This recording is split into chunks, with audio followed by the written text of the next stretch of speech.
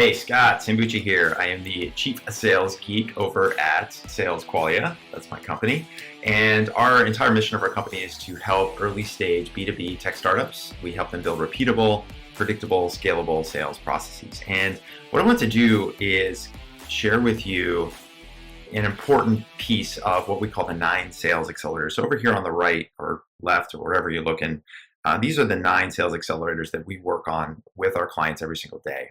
And they're focused on how do we think about building the top of the funnel? How do we do our prospecting over here, right? How do we then convert those prospects into leads and pull them through our sales pipeline? And then, of course, at the end of that sales pipeline, how do we convert them to paying customers? And specifically today, what I want to talk about is this very first sales accelerator that I call funnel fillers. And so what I'm going to do is just map out a model, a very simple model to give you the core foundation of how you should be thinking about your funnel filling strategy and why it's so important to follow this foundation. Because if you don't follow this foundation, what ends up happening a lot of times is either one, you don't fill up the top of the funnel the way you need to, so you don't have enough leads coming in. Number two, you have the wrong leads altogether, right? So if you're like, most startups out there, you know that you've got a big total addressable market, you've got that TAM that we talk about all the time. You probably got a great product and you probably already have some really, really happy customers right now. And that's really a great foundation on which to sell to your future customers. But, if you don't get the right funnel filling strategy built out, then what ends up happening in your startup is that you end up stalling out. I think that's a fear that a lot of people have out there every day. And so instead, what you want to do when you're thinking about your funnel filling strategy, when you're filling the top of the funnel, what you want, of course, is more consistency. You want more repeatability and you want more predictability so that you can build your pipeline and then make a bigger impact in your market. And so when you think about your funnel filling strategy, what I like to do is think in terms of visuals, right? So if you were to put my glasses on here so I can see, what we want to do is just draw a triangle here. And what we can do with the triangle is just put the flat bottom at the bottom and the pointy part at the top. And this will just be our core foundation model that we'll draw from. Just a really simple triangle, right? And in the middle, what we're trying to do here, what we want to explain is what we call funnel filler foundations. And the reason I like the triangle is that there's really 3 key parts here. There's 3 parts of building out the right funnel filler foundation. So the first part that that has to be a key element. It's unequivocal. If you don't have this, you can't build an effective funnel filling strategy. The very first thing we need to have is our really good specific ICP, your ideal customer profile, right? If you don't have an ICP, stop right now. That's all I can tell you. Until you have a specific target customer, somebody who is your ideal customer profile, even if you're not 100% sure that's going to be your ideal customer profile forever, you need to start with an ICP for now so that you've got a better way of targeting, right?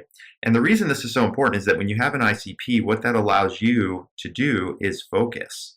It focuses your efforts, because what ends up happening if you do it the wrong way, and you've probably heard some of these terms before, right? You end up doing what's called spray and pray, right? I'm going to just blast a bunch of messages out there and pray that somebody gets back to me, right? The second thing you hear is what we call batch and blast, right? I'm going to put a big list of leads that I've purchased or scraped or accrued somehow from beeping badges at conferences, and I'm just going to blast them with a message.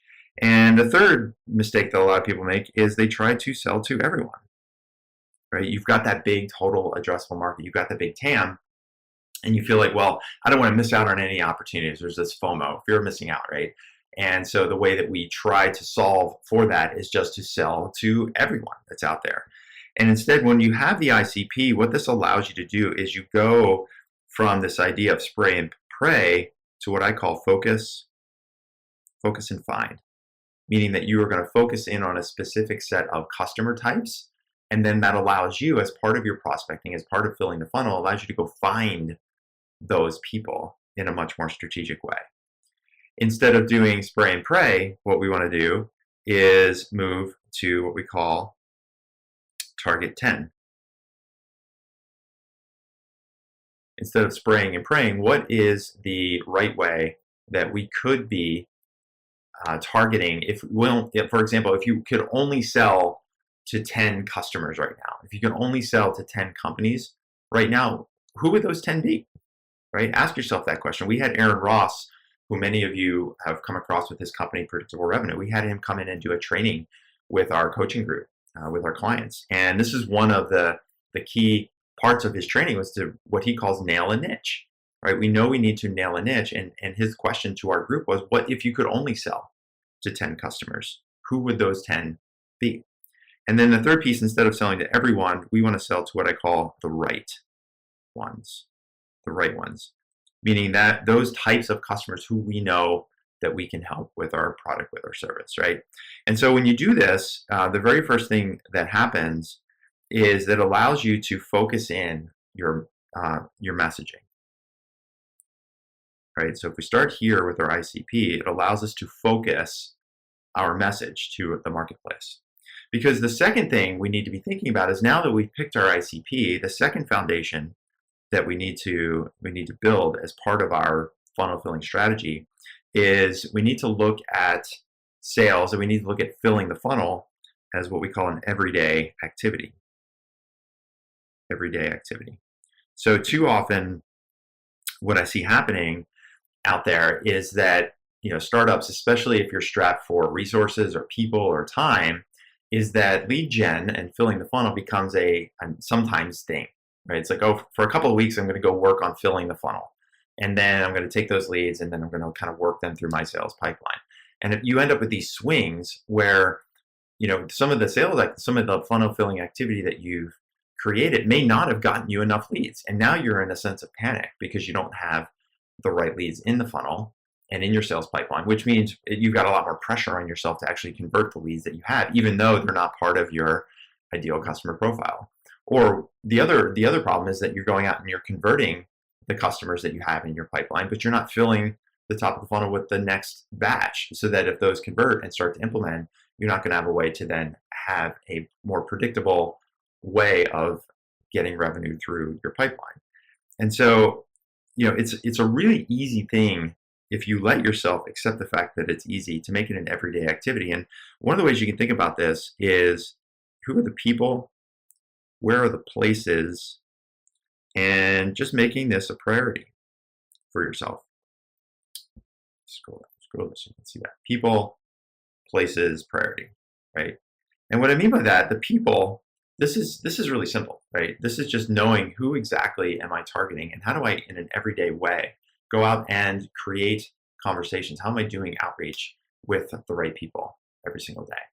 The second is the places. Where are the places where I can go to create those conversations, right? So those could be spending a little bit of time on LinkedIn, like you are right now, if you're watching this LinkedIn Live. Second place is in their inbox. It could be, a place could be in a virtual or online conference right now. Where are the places where your target market is spending that time?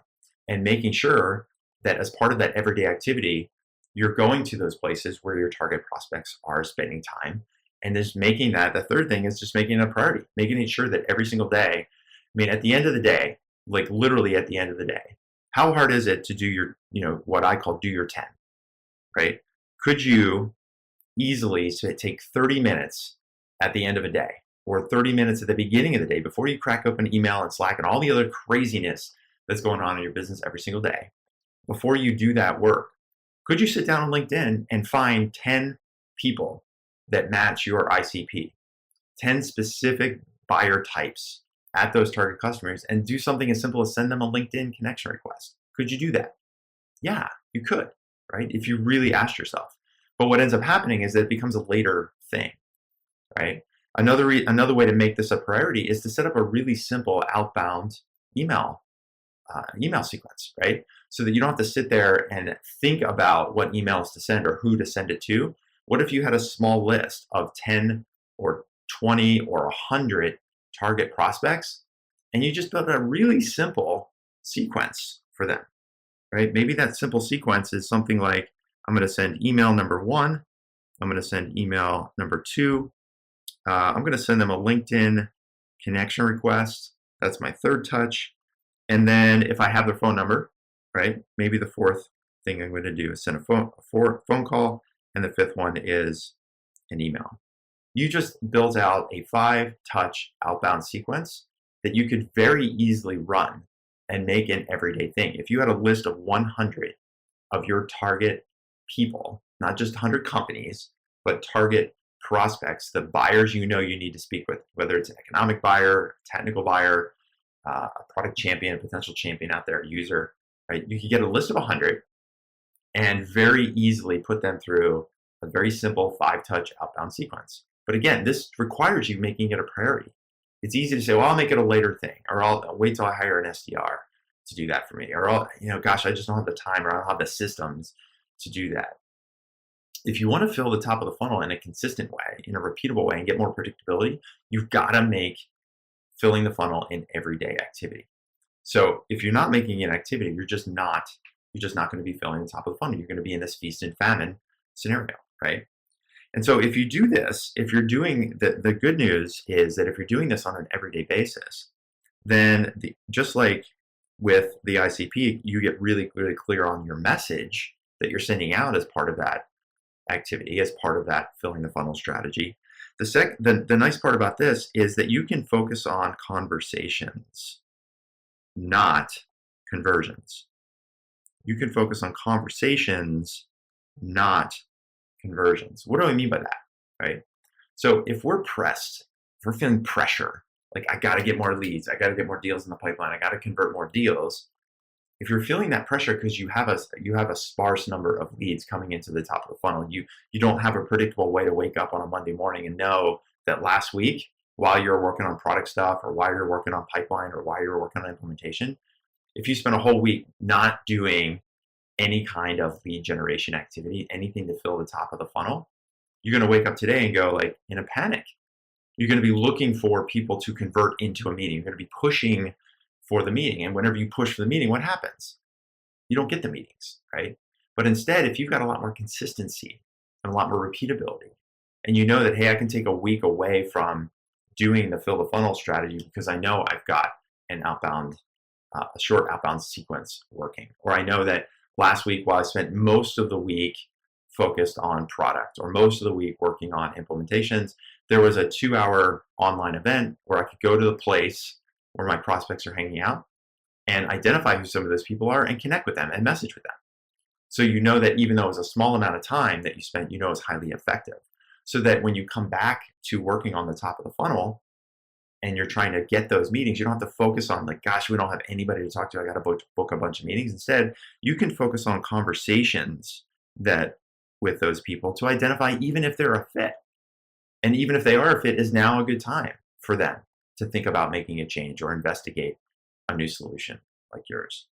And so by making it everyday activity, it takes the pressure off away from conversions and instead allows you to focus on the conversations. And those conversations are what builds trust and allows you to have a much more effective communication strategy and a much more effective relationship with those future customers, okay? So number 1 is ICP. Number 2 is making it an everyday activity. Number 1, ICP. Number 2, let's make this an everyday activity. And the third thing we need to do as part of that funnel filling strategy, third thing, not second thing, is add value. We need to be thinking about how we add value. And what I mean by that specifically is, think about yourself. Like you're on the receiving end of how many LinkedIn emails, like messages coming into you. You're getting emails, cold emails all the time, right? And how many times do those cold emails start with, I wanted to get in touch with you because I wanted to talk about my product. I wanted to see about getting you on a product demo, right? There's no value there. And that's frustrating. It's annoying. Nobody wants to have those messages. And so as part of your funnel filling strategy, what you need to be doing is thinking about when you're out there talking to your target prospects, how are you adding value to them? And there's 3 ways you can think about this. Number 1, I like to think about the idea of information. How can I share information with my target prospect that they would find useful? Like I remember when I was doing sales at Altos Research, right? It was about 10 years ago, 15 years ago, where I was head of sales and then eventually COO at Altos Research. And we were selling data, real estate data to the financial market. So some of our customers were traders, financial market traders on Wall Street. They were trading residential mortgage-backed securities, like a certain type of security that uh, that traders would trade, and a place where our data would be particularly useful. And in those sales calls, as I'm doing my outbound, as I'm talking with people that entered the top of our funnel because they downloaded our white paper or they came to a webinar, a lot of times the conversations were not about our product. The conversations were about me sharing information. Because if I'm talking to 10 or 20 different traders that are trading the same types of securities or the same genre of mortgage-backed and mortgage-related securities, now all of a sudden, like, I actually have some expertise. I can share ideas. I can share information, and that adds value. I could say, hey, I was just talking to Tony over at XYZ, and one of the things that he shared with me is that what he's seeing in the market is this or that. What are your thoughts? Now all of a sudden, I become the cog in the middle of this entire ecosystem. Something as simple as sharing that kind of information could be really, really useful, right? The second way to think about this is education. As part of your funnel filling strategy, how are you educating your market, right? So whether those are working with your marketing team or creating a very simple content selling strategy around like a short webinar or a podcast or speaking at an event or writing an ebook, some way of educating your market and using that as part of your outreach, using that as leverage to create those conversations that you want to have, to show your ideal customer profile that you've got a perspective on the market that you can teach them something, right? Because what that allows you to do, if you're sharing information, if you're creating an environment of education, what then that allows you to do is then get to a place of separation where you can separate yourself from the rest of the pack. You can separate the old way versus your way, which is the new way. And if you do those three things right, I actually think about this word indoctrination. How do we indoctrinate our prospects into our way of thinking? How do we teach them about their problem in a way that they go, wow, I never thought about it that way, right? And so if you're doing this the right way, if you target your ICP and you're making prospecting and you're making filling your funnel an everyday activity and you're adding value to them, what ends up happening is that you end up becoming an expert. You become an expert for your market, right? And when you become an expert, now they actually want to talk to you. It's not just about booking the meeting and seeing the demo and 17 clicks and ta-da, what do you think? They know that you can teach them something, you can show them something, you can share some kind of information with them. And so as part of your funnel filling strategy is you think about these foundations of how are you going to effectively fill the funnel with the right customers, right? So you're not spraying and praying, that you can target those 10 perfect customers that you can focus and find, and you can find the right ones, not sell to everyone. The more you can focus on problems, the more you can focus on expertise, then the higher the likelihood is that you're going to have better engagement and better conversations. And so the best part about all of this, which is what I feel like is the most important part of this entire model, this entire foundational strategy, is number one, when you are clear on your ICP, we talked about your ideal customer profile. When you're clear on your ICP and you're very good at your messaging and you're making it an everyday activity, what you end up getting in your sales process is a sense of clarity. You get clarity. You get clarity because you know exactly who you're targeting, and even better, the prospects know why you're targeting them. Like, how many times have you gotten a message, an outbound email, a cold email from somebody, and you're like, why the heck am I on this list? I get these all the time. People that are producing mobile apps, ask me like, hey, we can build a mobile app for you. Well, I don't need a mobile app. We're not a software company. That's not what we do. Or people looking for outsourced engineering services. They're blasting me with emails just because I'm listed as a founder in the startup industry, right? So they have no clarity, and I have no clarity as to why they're even targeting me in the first place, right? So if you're really, really good at targeting your ICP, you're really good at making it an everyday activity, number one, the message is really clear for both sides. And number two, you have clarity in terms of your strategy. You just know, like, hey, prospecting, filling the funnel is an everyday activity because we know we need to do this as a key part of building out a repeatable sales process, right? It's clarity for your team to know that sales is a top priority every single day. It's not a sometimes thing. Sales is an everyday thing. It's an everyday activity, right? If you're not filling the top of the funnel, then you're risking the ability to grow later on down the road. So number one is you get clarity. Number two, if you're focused on conversations and not conversions up here, if you focus on conversations and instead of conversions, then what you get is a lot more control. You get a lot more control in your sales process. What do I mean by that? Why do you get a lot more control? Well, number one, you're not freaking out and trying to book the one meeting from the one lead that came in last week, hoping that that one meeting is going to lead to a sale in 3 months' time.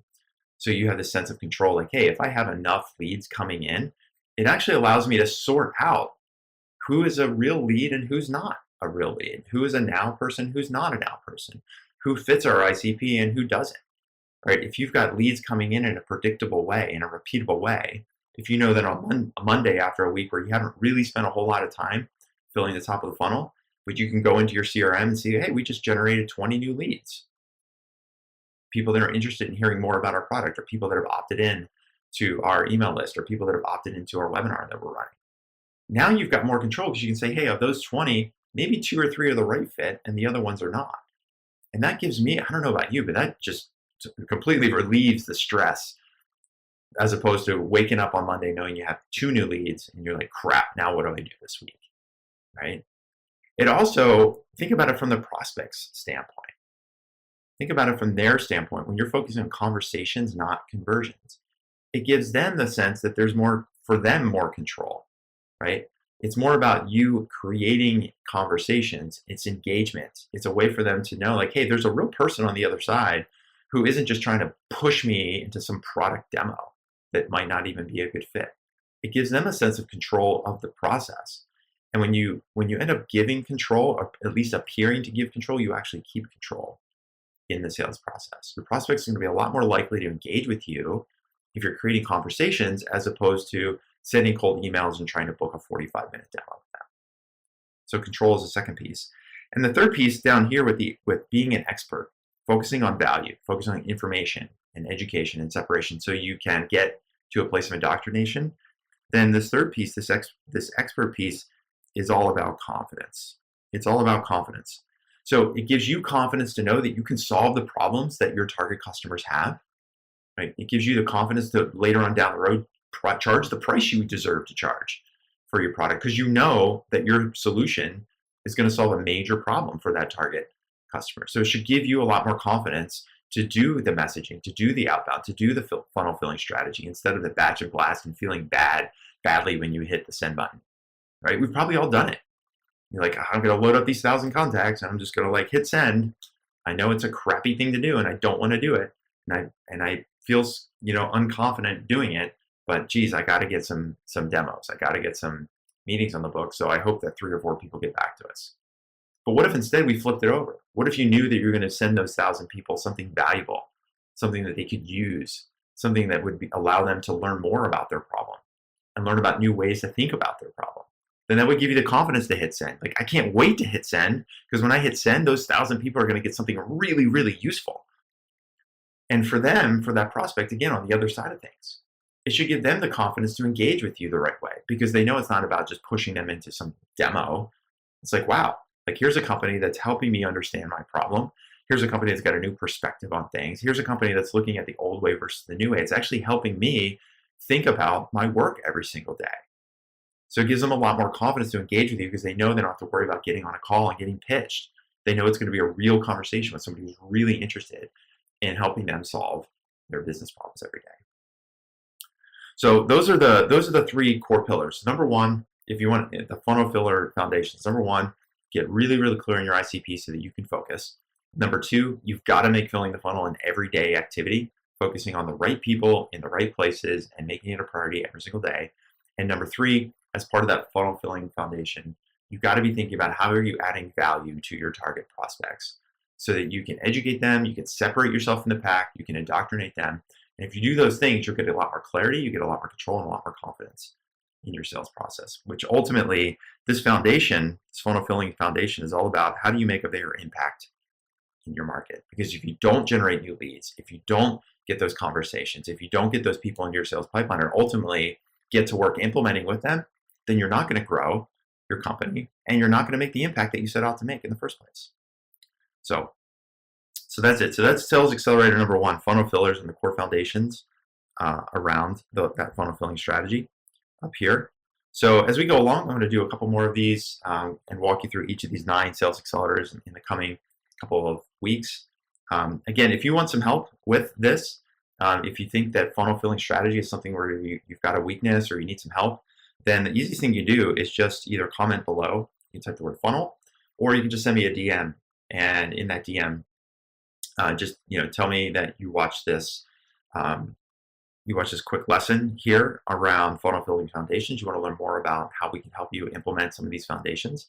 Then we can hop on a phone with me or somebody on my team and figure out how we can help you out. And if you're listening to this later on a podcast, then just shoot me an email, Scott, SCOTT, at salesqualia, QUALIA.com. And same thing, just write the word funnel or private in the subject line. Just let me know that you listened or watched this video. Shoot me a note, and we'll hook up on a quick call to see how we can help you out. So that's it for now. All right. Love to hear your comments, thoughts, suggestions on this. First time using this little setup here, so pretty excited to be able to bring this to you, share this model with you, and most importantly, share these ideas so that you can ramp up and scale up your sales process. All right, that's it for now. This is Scott Sambucci over at Sales Qualia, signing off.